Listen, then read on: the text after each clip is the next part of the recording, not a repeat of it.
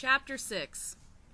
Yes, said our father, when Jim asked him if we could go over and sit by Miss Rachel's fish pool with Dill, as this was his last night in Macomb.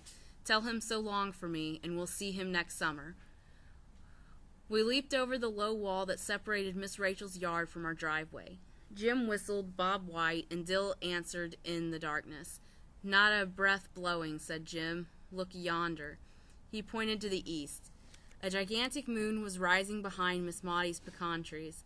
That makes it seem hotter, he said. Cross in it tonight? Asked Dill, not looking up. He was constructing a cigarette from newspaper and string.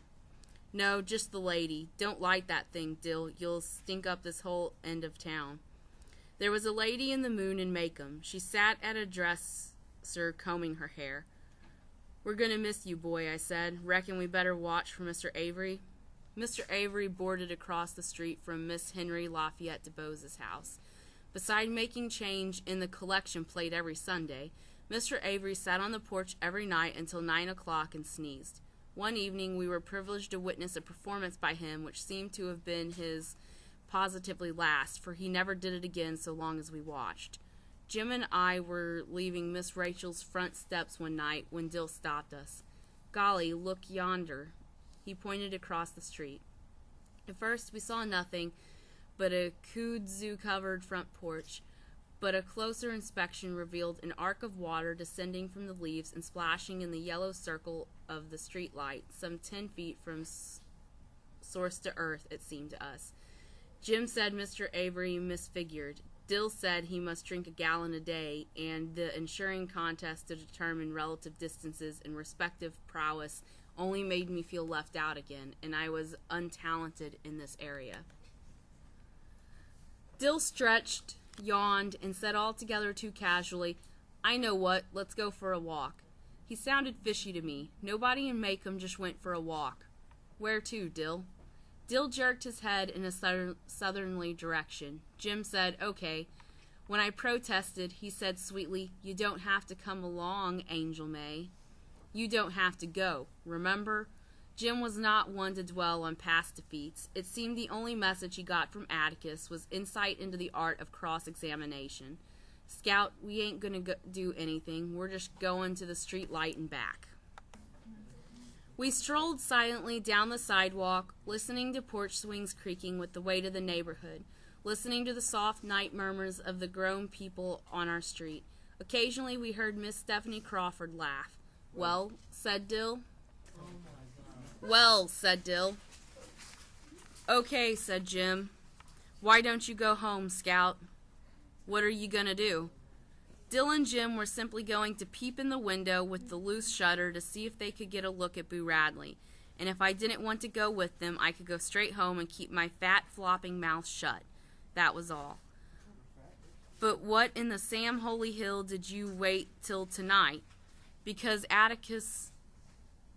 sorry, I lost my spot. Because Atticus would be so deep in a book he couldn't hear the kingdom coming. Because if Boo Radley killed them, they'd miss school instead of vacation. And because it was easier to see inside a dark house in the dark than in the daytime. Did I understand? Jim, please. Scout, I'm telling you for the last time. Shut your trap or go home. I declared to the Lord you're getting more like a girl every day. With that, I had no option but to join them. We thought it was better to go under the high wire fence at the rear of the Radley lot. We stood less chance of being seen. The fence enclosed a large garden and a narrow wooden outhouse. Jim held up the bottom wire and motioned Dill under it. I followed and held up the wire for Jim. It was a tight squeeze for him. Don't make a sound, he whispered. Don't get in a row of collards, whatever you do. They'll wake the dead. With this thought in mind, I made perhaps 1 step per minute. I moved faster when I saw Jim far ahead, beckoning in the moonlight. We came to the gate that divided the garden from the backyard. Jim touched it. The gate squeaked. Spit on it, whispered Dill. You've got us in a box, Jim, I muttered. We can't get out of here so easy. Shh, spit on it, Scout. We spat ourselves dry, and Jim opened the gate slowly, lifting it aside and resting it on the fence. We were in the backyard. The back of the Radley house was less inviting than the front, a ramshackle porch ran the width of the house. There were 2 doors and 2 dark windows between the doors. Instead of a column, a rough 2x4 supported one end of the roof. An old Franklin stove sat in a corner of the porch.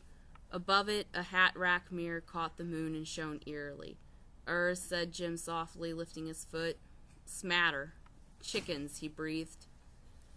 That we would be obliged to dodge the unforeseen from all directions was confirmed by Dill ahead of us, spelled G-O-D in a whisper.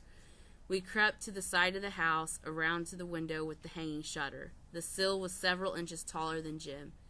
"Give you a hand up," he muttered to Dill. "Wait, though." Jim grabbed his left wrist and my right wrist. I grabbed my left wrist and Jim's right wrist. We crouched, and Dill sat on our saddle. We raised him, and he caught the windowsill. "Hurry," Jim whispered. "We can't last much longer." Dill punched my shoulder, and we lowered him to the ground. "What'd you see?" "Nothing. Curtains. There's a little teeny light way off somewhere, though." "Let's get away from here," breathed Jim. "Let's go round and back again." "Shh," he warned me, as if I was about to protest. "Let's try the back window." "Dill, no," I said.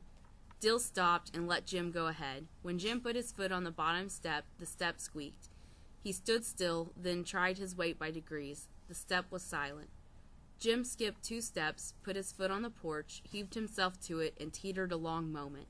He regained his balance and dropped to his knees. He crawled to the window, raised his head, and looked in. Then I saw the shadow. It was the shadow of a man with a hat on. At first I thought it was a tree, but there was no wind blowing, and tree trunks never walked. The back porch was bathed in moonlight, and the shadow, crisp as toast, moved across the porch toward Jim. Dill saw it next. He put his hands to his face. When it crossed Jim, Jim saw it. He put his arms over his head and went rigid. The shadow stopped about a foot beyond Jim. Its arm came out from its side, dropped, and was still. Then it turned and moved back across Jim, walked along the porch and off the side of the house, returning as it had come. Jim leapt off the porch and galloped toward us. He flung open the gate, danced Dill and me through, and shooed us between 2 rows of swishing collards. Halfway through the collards, I tripped. As I tripped, the roar of a shotgun shattered the neighborhood. Dill and Jim dived beside me. Jim's breath came in sobs. "Fence by the schoolyard. Hurry, Scout." Jim held the bottom wire. Dill and I rolled through and were halfway to the shelter of the schoolyard's solitary oak when we sensed that Jim was not with us. We ran back and found him struggling in the fence, kicking his pants off to get loose. He ran to the oak tree in his shorts. Safely behind it, we gave way to numbness, but Jim's mind was racing. "We gotta get home. They'll miss us." We ran across the schoolyard, crawled under the fence to deer's pasture behind our house, climbed our back fence, and were at the back steps before Jim would let us pause to rest. Respiration normal, the 3 of us strolled as casually as we could to the front yard. We looked down the street and saw a circle of neighbors at the Radley front gate. "We better go down there," said Jim. "They'll think it's funny if we don't show up." Mr. Nathan Radley was standing inside his gate, a shotgun broken across his arm. Atticus was standing beside Miss Maudie and Miss Stephanie Crawford. Miss Rachel and Mr. Avery were nearby. None of them saw us come up. We eased in beside Miss Maudie, who looked around. "Where were you all? Didn't you hear the commotion?" "What happened?" asked Jim. "Mr. Radley shot at a negro in his collard patch." "Oh, did he hit him?" "No," said Miss Stephanie. "Shot in the air. Scared him pale, though. Says if anybody sees a white nigger around, that's the one. Says he's got the other barrel waiting for the next sound he hears in that patch, and next time he won't aim high, be it dog, nigger, or Jim Finch." "Ma'am?" asked Jim. Atticus spoke. "Where's your pants, son?" "Pants, sir?" "Pants." It was no use. In his shorts before God and everyone. I sighed. Mr. Finch?" In the glare from the streetlight, I could see Dill hatching one. His eyes widened, his fat cherub face grew rounder.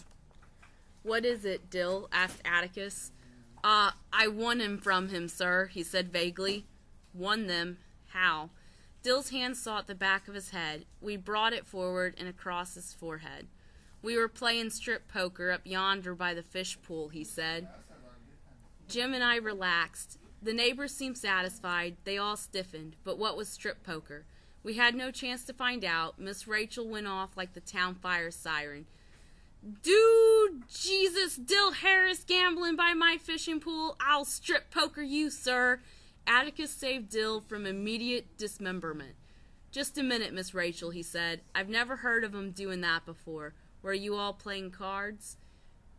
Jim filled Dill's fly with his eye shut. No, sir, just with matches. I admired my brother. Matches were dangerous, but cards were fatal. Jim, Scout, said Atticus, I don't want to hear of poker in any form again. Go by Dill's and get your pants, Jim. Settle it yourselves.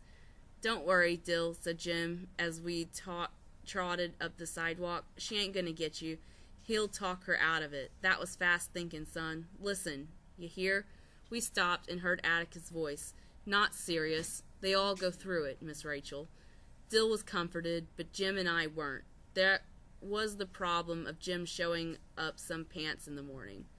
You give some of mine, said Dill, as we came to Miss Rachel's steps. Jim said he couldn't get in them, but thanks anyway. We said goodbye, and Dill went inside the house. He evidently remembered he was engaged to me, for he ran back out and kissed me swiftly in front of Jim. You all right here? He bawled after us. Had Jim's pants been safely on him, we would not have slept much anyway. Every night sound I heard from my cot on the back porch was magnified threefold. Every scratch of feet on gravel was Boo Radley seeking revenge. Every passing negro laughing in the night was Boo Radley loose and after us. Insects splashing against the screen were Boo Radley's insane fingers picking the wire to pieces. The chinaberry trees were Maliant hovering alive. I lingered between sleep and wakefulness until I heard Jim murmur, Sleep, little Three Eyes. Are you crazy? Shh, Atticus's light's out. In the waning moonlight, I saw Jim swinging his feet to the floor. I'm going after him, he said. I sat upright. You can't. I won't let you. He was struggling into his shirt. I've got to. You do, and I'll wake up Atticus. You do, and I'll kill you. I pulled him down beside me on the cot. I tried to reason with him. Mr. Nathan's going to find him in the morning, Jim. He knows you lost him. When he shows him to Atticus, it'll be pretty bad. That's all there is to it. Going back to bed. That's what I know, said Jim. That's why I'm going after him. I began to feel sick, going back to that place by himself. I remembered Miss Stephanie. Mr. Nathan had the other barrel waiting for the next sound he heard, be it nigger, dog. Jim knew that better than I. I was desperate. Look, it ain't worth it, Jim. A licking hurts, but it doesn't last. You'll get your head shot off, Jim. Please. He blew out his breath patiently. It's like this, Scout, he muttered. Atticus ain't ever whipped me since I can remember. I want to keep it that way. This was a thought. It seemed that Atticus threatened us every other day. You mean he's never caught you at anything? Maybe so, but I just want to keep it that way, Scout. We should have done that tonight, Scout. We should not have done that tonight, Scout. It was then, I suppose, that Jim and I first began to part company. Sometimes I did not understand him, but my periods of bewilderment were short-lived. This was beyond me. Please, I pleaded, can't you just think about it for a minute by yourself on that place? Shut up. It's not like he'd never speak to you again or something. I'm going to wake him up, Jim. I swear I am. Jim grabbed my pajama collar and wrenched it tight. Then I'm going with you, I choked. No, you ain't. You'll just make noise. It was no use. I unlatched the back door and held it while he crept down the steps. It must have been 2 o'clock. The moon was setting, and the latest work shadows were fading into fuzzy nothingness. Jim's white shirt tail dipped and bobbed like a small ghost dancing away to escape the coming morning. A faint breeze stirred and cooled the sweat running down my sides. He went the back way through Deer's pasture, across the schoolyard, and around to the fence. I thought at least that was the way he was headed. It would take longer, so it was not time to worry yet. I waited until it was time to worry and listened for Mr. Radley's shotgun. Then I thought I heard the back fence squeak. It was wistful thinking. When I heard Atticus cough, I held my breath. Sometimes when we made a midnight pilgrimage to the bathroom, we would find him reading. He said he often woke up during the night, checked on us, and read himself back to sleep. I waited for his light to go on, straining my eyes to see it flood the hall. It stayed off, and I breathed again. The night crawlers had retired, but ripe china berries drummed on the roof when the wind stirred, and the darkness was desolate with the barking of distant dogs. There he was, returning to me. His white shirt bobbed over the back fence and slowly grew larger. He came up the back steps, latched the door behind him, and sat on his cot. Wordlessly he held up his pants. He lay down, and for a while I heard his cot trembling.